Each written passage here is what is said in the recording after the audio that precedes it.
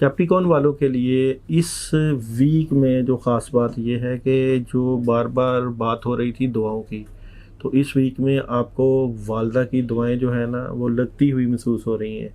और इसमें वालदैन की दुआएं भी हो सकती हैं, इसमें किसी बड़े की दुआ भी हो सकती है। और इसमें बेसिकली आपको जो आपकी स्ट्रगल थी अपने मामलात के हसूल के लिए, अपने मामलात की अचीवमेंट के लिए, वो स्ट्रगल कामयाब होती हुई नज़र आ रही है। ये दुआओं की सूरत में हो जाए, किसी मकसद के सूरत में हो जाए, तो जो दुआ लग रही है इससे आपको खुशियाँ मिल रही हैं। और ये खुशियाँ जो मिलेंगी ये आपकी ज़िंदगी को नया रुख देंगी, नया मोड़ देंगी।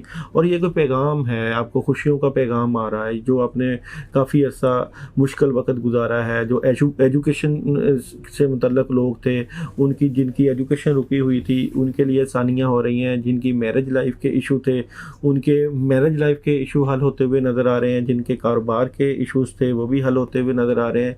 यानी कि जो दुआओं का आपको लगना था वो इस वीक में इंशाअल्लाह अल्लाह के हुक्म से ये सारे मामला ठीक हो जाएंगे। आपकी ज़िंदगी में खुशियाँ आएंगी, खैर व बरकत आएगी और आप ज़िंदगी को नया रुख देंगे। इस सारे मामलात की मज़ीद बेहतरी के लिए आप बिस्मिल्लाहिर्रहमानिर्रहीम 119 मरतबा इशा के बाद पढ़ें और अल्लाह की तरफ ध्यान करके दुआ करें। इंशाअल्लाह मज़ीद खुशियाँ जो हैं आपकी ज़िंदगी में आना शुरू हो जाएंगी। ऐसी कोई परेशानी वाली बात नहीं है, कोई मुश्किल वाली बात नहीं है। अभी रास्ते सीधे हुए हैं। इन सीधे रस्तों में आपने ज़िंदगी को मज़ीद नई उमंगों और नई आसानियों की तरफ लेके जाना है। ये नई चीज़ों के हसूल का वक़्त है।